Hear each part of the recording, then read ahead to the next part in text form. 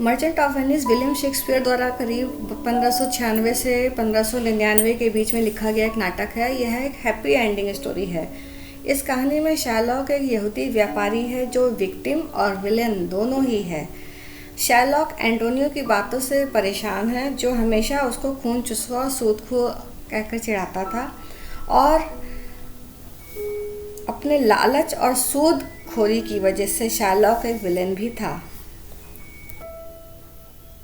व्यापारी था जिसका नाम शैरलॉक था। वह काफ़ी धनी था। उसका धंधा सूदखोरी और लोगों से मनमाना ब्याज वसूल करने का था। वह पूरी वेनिस नगरी में बदनाम था। सभी लोग उसे बुरा कहते थे और मुंह पर उसे खूब खरी खोटी भी सुनाया करते थे।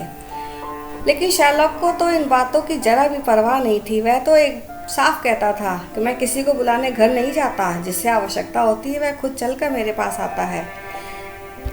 वेनिस नगरी में एक दूसरा ईसाई व्यापारी भी रहता था। उसका नाम था एंटोनियो। पूरे वेनिस के लोग उसकी तारीफ करते हुए नहीं थकते थे, लेकिन वह ईसाई धर्म का होने के नाते ब्याज तथा सूदखोरी को पाप समझता था।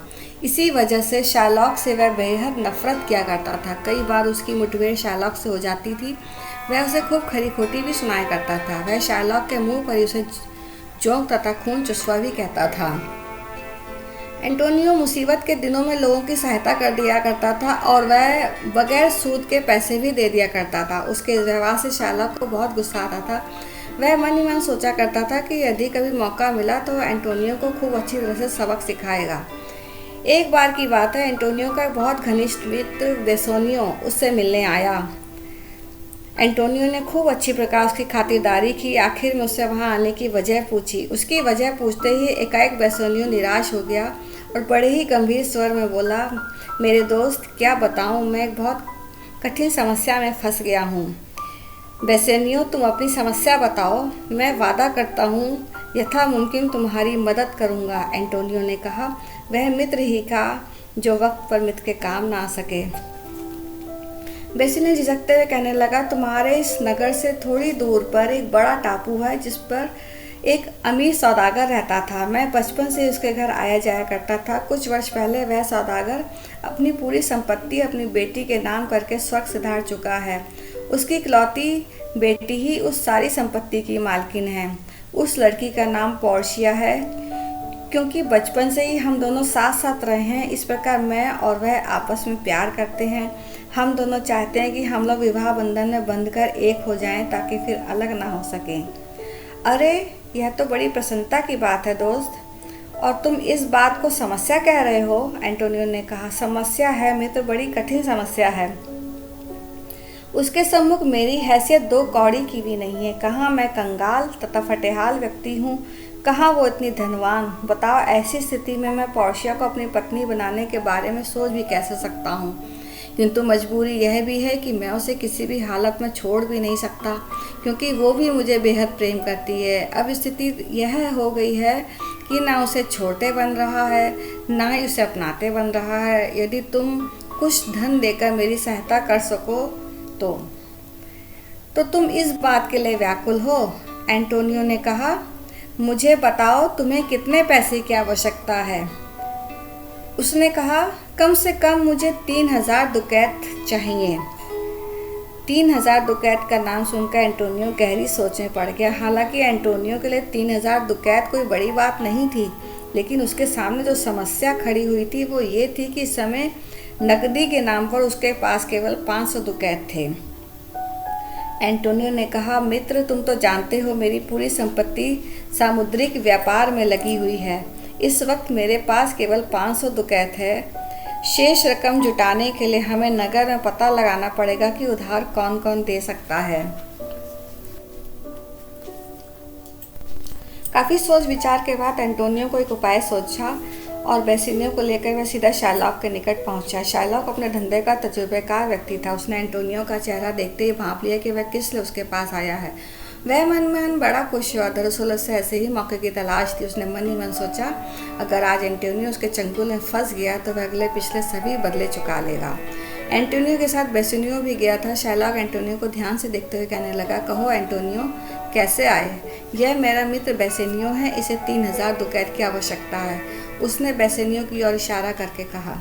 तो तुम्हें 3000 दुकैत चाहिए? शैरलॉक ने ध्यान से बेसोनियो का मुख देखते हुए पूछा। जी हाँ, और केवल 3 महीने के लिए ही, बेसोनियो ने कहा।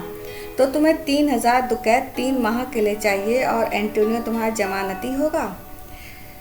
मैंने तुम्हारी जमानत स्वीकार की, शैलॉक बोला। फिर भी तुम्हारी आमदनी के साधन ठोस नहीं है। मैं जानता हूँ कि तुम्हारा एक जहाज़ ट्रिपोली जा रहा है, दूसरा इंडीज़ को। इतना ही नहीं, मुझे सट्टा बाजार से मालूम चला है कि उसका तीसरा जहाज़ मैक्सिको के किनारे पर पहुँचने वाला है और चौथा इंग्लैंड पहुँचने वाला है। और तुम्हारे दूसरे जहाज़ महासागर में बिखरे हुए हैं, किंतु जहाज़ लकड़ी के ही तो बने होते हैं। इसके अतिरिक्त बंदरगाहों के चोरों और डाकुओं का भी खतरा होता है। फिर भी मैं एंटोनियो को जमानती बना लेता हूँ। रकम 3000 दुकैत है। मेरा विचार है कि मैं उसकी जमानत ले सकता हूँ, मगर फिर भी इस समय तुम्हारी आवश्यकता को देखकर मैं एक शर्त पर तुम्हें बिना ब्याज के ही रुपया दे सकता हूँ।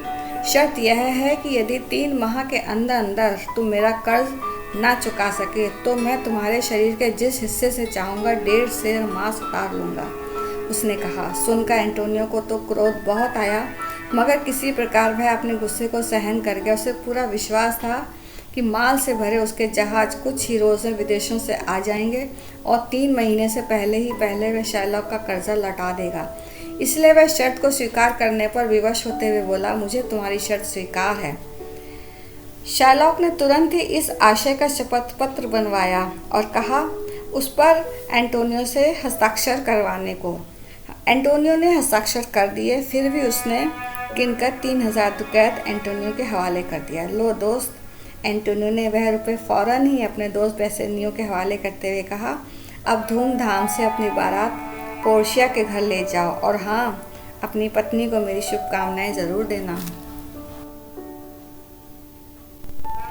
पोर्शिया अपनी शान शौकत की ज़िंदगी से परेशान है। उसे धन दौलत यह सब चीज़ें अच्छी नहीं लगती। वह अपनी नौकरानी नेरिसा से एक दिन बातों ही बातों में कहती है कि मैं अपने धर्म की सौगंध लेकर कहती हूँ नेरिसा कि मेरा यह तुच्छ शरीर अमीरी के इस महान जीवन के बोझ से दुखी है।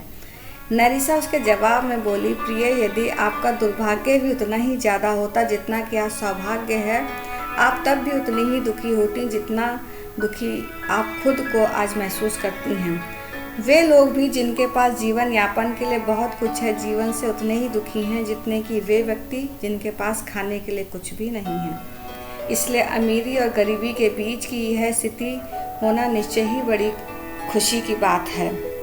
तुम्हारे पिता पवित्र हृदय इंसान थे, नेरिसा ने बताया, और पवित्र हृदय वाले व्यक्ति अपनी मृत्युशैया पर ईश्वरी प्रेरणा करते हैं। अतः सोने चांदी शीशे की टोकरियों वाली यह लॉटरी जो तुम्हारे पिता ने तुम्हारी शादी के लिए बनाई है, सिर्फ उसी व्यक्ति द्वारा जीती जाएगी जो वास्तव में तुम्हें प्यार करेगा। किंतु यह तो बताओ कि जो लोग तुमसे विवाह करने के लिए यहाँ आ चुके हैं, उनमें से प्रत्येक के लिए तुम्हारे दिल में क्या स्थान है?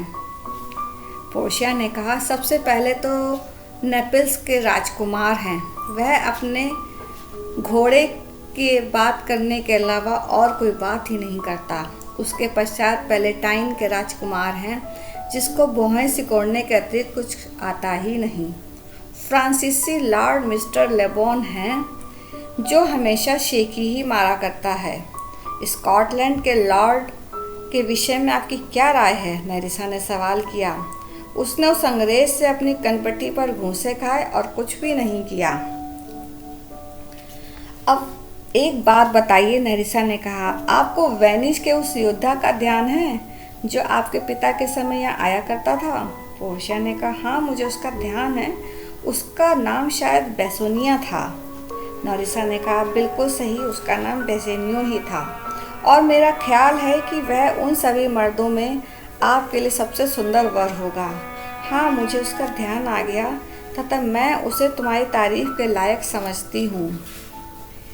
उधर बेसोनियो बड़ी शान शौकत के साथ पोर्शिया के टापू पर पहुँचा। पोर्शिया के नौकर ने उसे जाकर बताया, मालकिन, आपके दरवाजे पर एक युवक वेनिस से आया है। वह एक दूत है और अपने मालिक की सूचना लेकर आया है। नेरिसा ने कहा, जाओ उस दूत को अंदर ले आओ। वह पोर्शिया के पास गई और उसने उसे बेसोनियो के आने की खबर दी। अगले रोज बेसेनियो भी वहां पहुंच गया। उसका भी नंबर टोकरी का चुनाव करने का था। बेसेनियो टोकरी के निकट जाकर बोला, हे बनावटी, दिखावटी, सुंदरता वाली सोने की टोकरी, जिसकी धातु राजा मिंडास का सख्त भोजन बनी, मैं तुझे बिल्कुल नहीं चुनूंगा। तथा सोने की तुलना में आभाहीन चांदी की टोकरी, जिसकी धातु के सिक्के जन सामान्य के मध्य खरीद बेच का माध्यम है, मैं तुझे भी नहीं चुनूंगा। किंतु तुच्छ शीशे की टोकरी, जो कि कुछ देने का वादा करने के बदले लेने की धमकी देता है, तेरी धमकी मुझे हतोत्साहित बिल्कुल नहीं कर रही है जितना कि तेरा पीला रंग मुझे आकर्षित कर रहा है। मैं इस शीशे की टोकरी को ही चुनता हूँ। भगवान करे मेरी इस टोकरी के चुनाव का नतीजा सुखी हो। और जिस टोकरी को उसने चुना वह टोकरी ठीक थी। यह देखकर तो पोर्शिया की प्रसन्नता का ठिकाना ही ना रहा। टोकरी खोलते ही बेसेनियो आश्चर्यचकित होकर बोलने लगा, अरे यह तो पोर्शिया का चित्र है। ऐसा कौन सा चित्रकार है जिसने इतनी खूबसूरत तस्वीर बनाई है? इसे देखकर तो ऐसा लगता है कि ये तस्वीर कुछ ही पलों बाद बोलने लगेगी। पोर्शिया बेसेनियो की बाहों में जाकर कहने लगी, अब मैं स्वयं को और अपना सब कुछ तुम्हें अर्पित करती हूँ। मेरे मालिक, मैं इन सबको इस अंगूठी के साथ तुम्हें अर्पित करती हूँ। इतना कहकर उसने अंगूठी उसकी उंगली में पहना दी। अंगूठी पहनाकर वह बोली, यदि यह अंगूठी आपके उंगली से कभी भी अलग हुई और या आपने इसे खो दिया अथवा किसी को दे दिया तो मैं समझूंगी कि आप मुझसे प्यार नहीं करते और फिर मैं आपसे झगड़ा करूंगी। इसलिए वचन दीजिए कि आप किसी भी स्थिति में इस अंगूठी को अपनी उंगली से उतारने नहीं देंगे। नेरिसा आगे बढ़कर उनकी सुखी जिंदगी की कामना करते हुए बोली। इसी के साथ बेसेनियो का नौकर ग्रेशानियो भी उनके अच्छे व सुखी जीवन की कामना करते हुए कहने लगा, जिस दिन आप लोग शादी करें उसी वक्त आप हम लोगों का भी विवाह करा दें। ग्रेशियानो ने कहा, आपने इस घर की मालकिन पर प्यार की दृष्टि डाली और मैंने उसकी सेविका नेरिसा पर। आपने मालकिन से प्रेम किया, मैंने सेविका से, क्योंकि वक्त को हाथ से निकल जाने देना तो ना आपको सहन है ना ही मुझको। पोर्शिया ने कहा, फिर सही है, हमारे साथ साथ तुम दोनों की भी शादी होगी। इस प्रकार वे हंसी खुशी दिन गुजारने लगे। वे दोनों एक दूसरे के प्रति समर्पित रहते हुए मजा ले रहे थे। एक दिन वो इसी प्रकार अपने कमरे में बैठे प्यार मोहब्बत की बातें कर रहे थे कि तभी पोर्शिया के एक नौकर ने सूचना दी कि वेनिस नगरी से कुछ लोग आए हैं तथा वे बेसेनियो से मिलना चाहते हैं। बेसेनियो ने बाहर आकर उन व्यक्तियों का स्वागत किया और पोर्शिया भी बेसेनियो के साथ साथ उन लोगों का स्वागत करने के लिए बाहर आ गई। आने वालों में लॉरेंजो तथा सेलेरियो थे, जो एंटोनियो की खबर लेकर उसके पास पहुंचे थे। सेलेरियो ने कहा, यह एंटोनियो का पत्र है, हम यह देने आए हैं। इतना कहकर उसने वो खत बेसेनियो के हाथ में रख दिया। बेसेनियो फौरन पत्र पढ़ने लगा। उसमें लिखा था, प्यारे मित्र बेसेनियो, क्षमा करना, मैंने तुम्हें तकलीफ दी, तुम्हारे आराम में खलल डाला। पोर्शिया से भी मेरी तरफ से माफ़ी मांग लेना। खत भेजने की असल वजह यह है कि विदेशों से आने वाले मेरे जहाज़ जो माल से लदे हुए थे और उन्हीं के बूते पर मैंने ऋण लिया था, वो जहाज़ समुद्र में कहीं खो गए हैं और अब उनके लौट आने की या मिलने की भी कोई आशा बाकी नहीं है। एग्रीमेंट के अनुसार उन 3 महीने की अवधि में मैं शार्लॉक को रुपया नहीं पहुंचा सका, तो तुम इसका परिणाम जानते हो। मेरे मित्र, इस संसार से विदा होते समय मेरी आखिरी इच्छा यह है कि एक बार तुम्हारे दर्शन करूं। मैं आखिरी सांस तक तुम्हारी प्रतीक्षा करूंगा। अगर तुम्हें किसी बात की परेशानी ना हो तो एक बार अवश्य आ जाओ। तुम्हारा दोस्त एंटोनियो। पत्र पढ़ते ही बेसेनियो की सारी खुशी छूमंतर हो गई। वह गहरे दुख में डूब गया। उसके हाथ से पत्र धरती पर जा गिरा। पोर्शिया सोचने लगी, आखिर ऐसी कौन सी बात है जिसने बेसेनियो को इतना ज़्यादा प्रभावित किया है। उसने पत्र को शीघ्रता से उठाया और पढ़ना शुरू किया। आखिर बात क्या है, यह एंटोनियो कौन है? खत पढ़कर उसकी कुछ समझ में नहीं आया तो उसने बेसेनियो से पूछा। एंटोनियो मेरा बहुत अच्छा मित्र है, जो कि मुझे अपनी जान से भी ज़्यादा प्यारा है और मेरी वजह से ही आज उसकी जान संकट में फंस गई है। मुझे एंटोनियो की हिफाजत के लिए इसी वक्त वेनिस जाना पड़ेगा।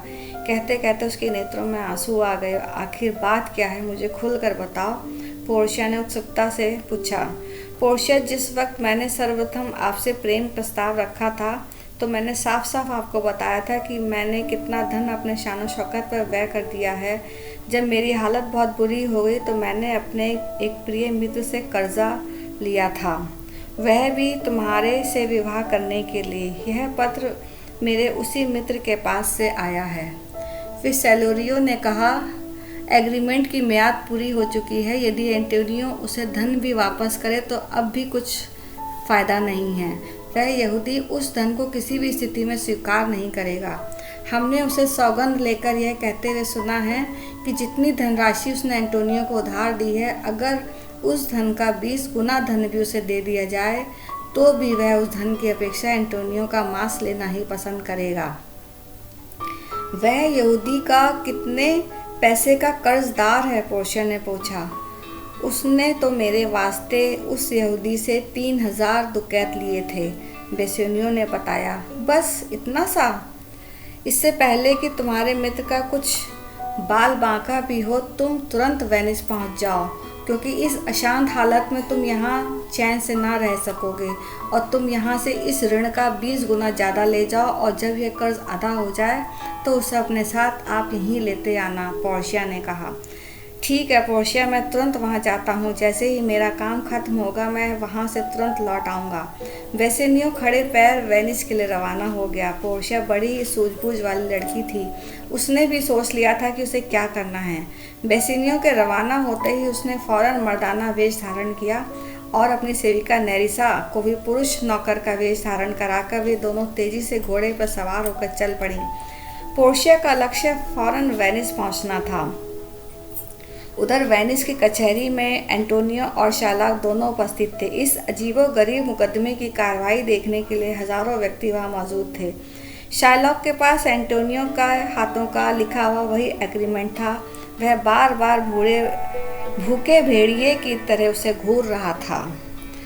एंटोनियो अपराधी बना सिर झुकाए खामोश खड़ा था। उसके बगल में बेसेनियो खड़ा था। उसके नेत्रों से आंसू बह रहे थे। इस सारे प्रकरण के लिए वह स्वयं को अपराधी मान रहा था। खचाखच अदालत भरी हुई थी। केवल जज के आने की ही देर थी।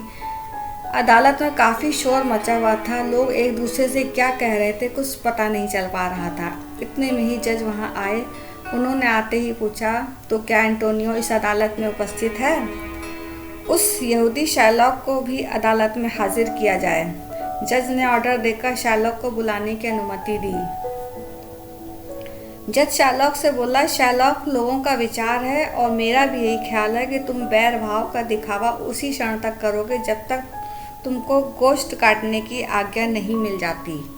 मैं आपके सम्मुख पहले भी इस बात को कह चुका हूँ कि मैं क्या चाहता हूँ, शार्लक ने जवाब दिया। आप मुझसे पूछेंगे कि 3000 दुकैत छोड़कर मृत गोश्त की कुछ मात्रा ही क्यों लेना चाहता हूँ। मैं इस बात का उत्तर नहीं दूंगा, किंतु आप उसे मेरा पागलपन ही समझ लें। तभी वहाँ खड़ा बेसेनियो कहने लगा, ओ हृदयहीन व्यक्ति, तुम्हारी प्रबल घृणाधारा की वजह समझाने के लिए यहाँ कोई उत्तर नहीं हुआ। बेसेनियो दुकैत की थैली दिखाकर बताता है, तुम्हारे 3000 दुकैत की जगह पर ये 6000 दुकैत हाजिर हैं। यदि तुम 6000 का 36000 भी दोगे तो भी मैं नहीं लूँगा। मैं तो अपना अधिकार ही लूँगा, शार्लक ने कहा। जज ने कुछ सोचते हुए कहा, मैं मुकदमे की सुनवाई उस वक्त तक स्थगित करता हूँ जब तक डॉक्टर बेलेरियो, जो कि जज हैं जिन्हें मैंने यहाँ बुलवाया है, यहाँ आ नहीं जाते। तभी सेलेरियो ने कहा, स्वामी, उस डॉक्टर के निकट से पत्र लेकर आया हुआ एक दूत बाहर इंतजार कर रहा है।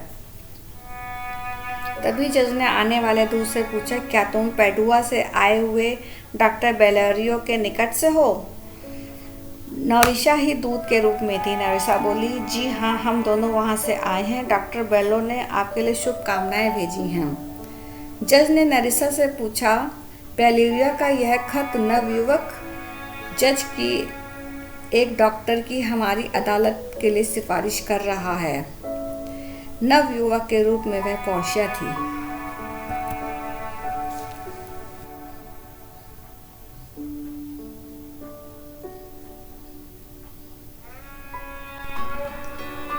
पोर्शिया जज के रूप में वहां आती है। जज उठकर उससे हाथ मिलाते हुए कहने लगे, क्या आप भी वृद्ध बेलारियो के निकट से आए हैं? जी हाँ स्वामी, तुम्हारा स्वागत है, बैठ जाओ। क्या तुम इस मामले से जो कि अदालत के सामने मौजूद है जानते हो? जज ने पूछा। हम भली प्रकार इस केस से परिचित हैं, पोर्शिया ने कहा, मगर इसमें से सौदागर कौन सा है तथा यहूदी कौन सा है? एंटोनियो और बूढ़े यहूदी शर्लॉक दोनों सामने खड़े हो जाओ, जज ने आज्ञा दी। पोर्शिया ने अंदाजे से यहूदी से पूछा, क्या आपका ही नाम शर्लॉक है? जी हाँ, उसने बताया। फिर पोर्शिया बोली, क्या तुम एग्रीमेंट की शर्तों को स्वीकार करते हो? पोर्शिया ने एंटोनियो को ध्यान से देखते हुए पूछा। जी हाँ, उसने उत्तर दिया। तब तो यहूदी को भी अवश्य तुम्हें क्षमा कर देना चाहिए, पोर्शिया ने यहूदी शर्लॉक की तरफ देखकर बोला। क्या यह सौदागर धन अदा करने लायक नहीं है? अवश्य है, बेसोनियो ने कहा। इस अदालत में उसके लिए यह धन उपस्थित करता हूँ, उस रकम का 2 गुना। फिर पोर्शिया शर्लॉक की तरफ मुखातिब होते हुए बोली, कृपया मुझे उस एग्रीमेंट पर एक दृष्टि डालने दीजिए। ये लीजिए। उसने एग्रीमेंट थमा दिया।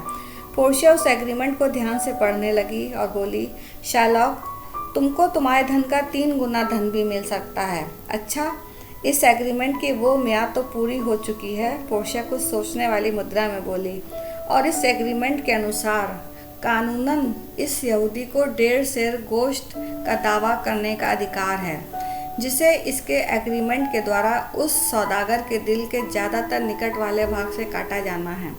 फिर वह शर्लॉक से विनती करके बोली, अब भी तुम इसे माफ़ कर सकते हो, मान जाओ, 3 गुना धन ले लो तथा मुझे एग्रीमेंट को फाड़ डालने की आज्ञा दो। शर्लॉक बोला, आप बेशक इसे फाड़ सकते हैं, किंतु तभी जब इसका भुगतान इसमें लिखी शर्त के अनुसार हो जाए। अच्छी बात है, तो ये निर्णय है। इसके लिए चाकू से तुम एंटोनियो की छाती को काटना होगा। जज साहब, आप महान हैं, शर्लॉक चिल्लाया। क्या यहाँ गोश्त तौलने के लिए तराजू है? एग्रीमेंट के मुताबिक 1.5 सेर मांस तौलना होगा, पोर्शिया ने कहा। जी हाँ, मेरे पास है, शर्लॉक ने तराजू दिखाया। शर्लॉक की प्रसन्नता का ठिकाना नहीं था। पोर्शिया वहाँ उपस्थित लोगों से बोली, जैसा कि आप सब लोग जान चुके हैं कि एंटोनियो शर्त हार चुका है, इसलिए शर्लॉक आगे बढ़ो तथा जिस भाग से भी चाहो वहाँ से मांस उतार लो। शर्लॉक प्रसन्नता से उछल पड़ा। फिर पोर्शिया पुनः अपना निर्णय सुनाते हुए बोली, शर्लॉक, अपना काम पूरा करो, कानून और अदालत तुम्हें यह गोश्त काट कर निकालने की अनुमति देती है। शर्लॉक अपना चाकू लेकर किसी शिकारी की भांति एंटोनियो की तरफ बढ़ रहा था। वह एंटोनियो के पास पहुंचा तथा जैसे ही हाथ उठाकर उसने उसके शरीर का गोश्त काटने का प्रयास किया, वैसे ही पोर्शिया की खनकती हुई आवाज़ पूरी अदालत में गूंज गई, सावधान शर्लॉक। शर्लॉक ठिठक कर रुक गया और हैरतपूर्ण नज़र से उसकी ओर देखने लगा। ठहरो, न्याय के कुछ अंश अभी बाकी हैं। तुम्हारे एग्रीमेंट में खून के किसी एक बूंद का भी जिक्र नहीं है। शब्द सिर्फ 1.5 सेर गोश्त की ही बात कहते हैं, इसलिए तुम्हें सिर्फ 1.5 सेर मांस ही ले सकते हो। अगर तुमने एंटोनियो के खून की एक भी बूंद बहाई तो तुम्हारी चल और अचल संपत्ति कानून जब्त कर लेगा। पोर्शिया की बात सुनकर शर्लॉक हक्का बक्का रह गया। पूरी बाजी पलट चुकी थी। शर्लॉक अपने ही बिछाए जाल में बुरी तरह से फंस चुका था। शर्लॉक हैरानी में पड़ गया। अब झिझक क्यों रहे हो यहूदी? अपना हर्जाना प्राप्त करो, पोर्शिया ने दृढ़तापूर्वक कहा। शर्लॉक बोला, मुझे मेरा मूलधन ही दे दो तथा मुझे जाने दो। पोर्शिया ने कठोर स्वर में कहा, तुमने यह धन लेने से भरी अदालत में इनकार कर दिया है, इसलिए अब सिर्फ न्याय मिलेगा जो एग्रीमेंट में है। क्या मुझे अभी मेरा मूलधन भी नहीं मिलेगा? तुमने हर्जाने की हर चीज़ को मना कर दिया है, तुम्हें अब कुछ नहीं मिलेगा यहूदी। और तुम्हें एक बात बता दूं कि एक नागरिक की जान लेने का प्रयत्न करने के खतरनाक जुर्म की पकड़ में भी तुम इस समय यहाँ आ चुके हो। तुमने एक गंभीर अपराध किया है और इस तरह तुमने स्वयं पर एक शक्तिशाली कानून की पकड़ डाल ली है। अब तो तुम्हारी आधी संपत्ति तो एंटोनियो की हो ही चुकी है और आधी राज्य की है, इसलिए अब तुम अपने घुटने टेक दो तथा तुम अपने प्राणों की क्षमा मांग लो। शर्लॉक ने रोते हुए कहा, ये भी दया क्यों करते हो? मेरा जीवन भी तुम ले लो, मेरा सब कुछ ही ले लो। पोर्शिया उसे रोते हुए देखकर एंटोनियो से पूछती है, एंटोनियो तुम इस सऊदी पे कितना रहम कर सकते हो। एंटोनियो ने कहा, मेरी सभी से विनती है कि वे राज्य के लिए जब्त की गई इसकी आधी संपत्ति का जुर्माना क्षमा करके इसके वापस कर दी जाए, तथा मैं भी एक शर्त पर इसकी आधी संपत्ति का दावा छोड़ने के लिए तैयार हूँ। शर्त यह है कि उस आधी संपत्ति को या धरोहर के रूप में मेरे पास में रहने दे। इस संपत्ति को मैं इसकी मौत को लेकर भाग रहा था। अदालत से मेरी प्रार्थना है कि मेरी इन शर्तों को पूरा करें। पहले इसे ईसाई बनना होगा, दूसरा यहीं इस अदालत में से एक दान पत्र लिखकर जाना होगा कि इसकी मृत्यु के पश्चात इसकी संपूर्ण संपत्ति उसके दामाद लोरेंजो और बेटी जेसिका को दे दी जाए। पोर्शिया ने शार्लॉक से कहा, यहूदी क्या तुम इस बात से सहमत हो? बोलो तुम क्या चाहते हो? शार्लॉक धीमे स्वर से बोला, मैं सहमत हूँ। शार्लॉक अपनी खुद की ही बाजी हार चुका था। इसके पश्चात शार्लॉक वहाँ से चला गया। जज पोर्शिया से निवेदन करते हुए कहने लगे, श्रीमान मेरी विनती है कि आप मेरे यहाँ भोजन पर चलें। श्रीमान मैं आपसे माफ़ी चाहता हूँ, पोर्शिया बोली, मुझे आज ही रात पंडवा जाना है, इसलिए मेरे लिए यही सही हुआ कि मैं तुरंत प्रस्थान करूँ। पोर्शिया को बेसनियो ने रोकते हुए कहा, श्रीमान भला यह कैसे मुमकिन है कि आप खाली हाथ यहाँ से चले जाएं? कृपया आप हमसे कोई ना कोई चीज़ उपहार के रूप में ज़रूर ले लें। मुस्कुराते हुए पोर्शिया बोली, आप मुझ पर इतना जोर डाल रहे हैं, इसलिए मैं कुछ न कुछ ज़रूर ले लूँगा। उसने एंटोनियो की तरफ देखा, प्रिय एंटोनियो आप मुझे अपने दस्ताने दे दें, इन्हें मैं अपने हाथों में ही पहनूंगा। फिर भी बेसनियो से बोली, तथा आपके प्रेम के कारण मैं आपकी अंगूठी लूँगा। अपना हाथ पीछे मत करो, मैं इसके अतिरिक्त और कुछ नहीं लूँगा और मुझे विश्वास है कि आप इसे मुझे दे देंगे। श्रीमान यह अंगूठी मुझे मेरी पत्नी ने दी है तथा उसने पहनाते वक्त मुझसे कसम ली थी कि यह अंगूठी अपनी उंगली से अलग मत करिएगा। बेसनियो ने कहा, आप बहाना मार रहे हैं, पोर्शिया बोली। बेसनियो इन्हें अंगूठी उतार कर दे दो, एंटोनियो ने कहा। विवश होकर बेसनियो को वह अंगूठी देनी पड़ी। अदालत से निकलकर पोर्शिया अपनी नौकरानी के साथ जल्दी से अपने घर की तरफ दौड़ पड़ी और अपना पुरुष वेश उतार कर बेसनियो के आने की प्रतीक्षा करने लगी। नेरिसा ने भी अपना रूप बदल लिया। शीघ्र ही बेसनियो भी एंटोनियो को अपने साथ लेकर वहां पहुंच गया। वे दोनों बहुत प्रसन्न थे। पोर्शिया ने उन दोनों का खूब आदर सत्कार किया। जलपान के बाद उसने बेसनियो की खाली उंगली पर दृष्टि डालते हुए पूछा, आपकी अंगूठी कहाँ है मेरे मालिक? बेसनियो सकपका गया। उसकी समझ में नहीं आ रहा था कि वह पोर्शिया से क्या कहे। पोर्शिया के चेहरे पर क्रोध के भाव थे। इसका मतलब है कि तुमने वह अंगूठी संभाल कर नहीं रखी? नहीं, ऐसी बात नहीं है, बेसनियो ने समझाया। तुम नहीं जानती कि मैंने किन हालातों में वह अंगूठी अपने से जुदा की है। फिर उसने सारी बात पोर्शिया को समझाई। उसके साथ एंटोनियो ने भी उसे समझाते हुए कहा, इस सारे झगड़े की जड़ मैं ही हूँ, मेरी वजह से वह अंगूठी गई है। ठीक है, फिर आप ही इसके जमानती बन जाइए। वह एंटोनियो को एक अंगूठी देते हुए बोली, इन्हें ये अंगूठी दे दीजिए तथा कहिए इसे हिफाजत से रखें। अरे यह तो वही अंगूठी है जो मैंने उस जज को दी थी। बेसनियो आश्चर्यचकित रह गया। जी हाँ, यह वही अंगूठी है जो मैंने इस जज से इसे वापस ले लिया था। मैं तो तुमसे झूठ मूठ ही लड़ रही थी, किंतु कैसे? वह चौंका। आप परेशान न होइए, मैं आपको सच बताती हूँ। वहाँ जो जज था वो मैं ही थी तथा मेरे मर्दाना वेश में मेरे साथ नोरिसा भी गई थी और अभी भी कुछ देर पहले ही हम दोनों वेनिस से लौटे हैं। फिर उसने एक खत एंटोनियो को थमा दिया। यह पत्र आपके नाम है जो इत्तेफाक से मेरे हाथ में पड़ गया था, अब आप इसे खोलकर पढ़ लीजिए। एंटोनियो पत्र पढ़कर बोला, अरे मेरे सारे जहाज माल के साथ वापस आ चुके हैं।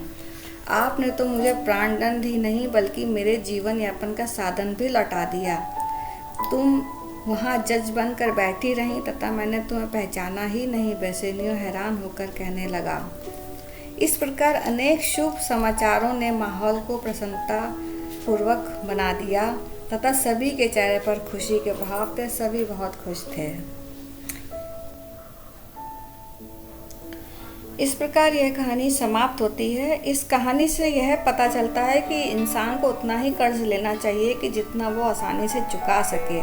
कहीं लिया गया कर्ज जानलेवा साबित ना हो जाए। अगर कहानी आपको पसंद आई हो तो लाइक शेयर ज़रूर कीजिए। चैनल पर नए हैं तो चैनल को सब्सक्राइब ज़रूर करें। धन्यवाद।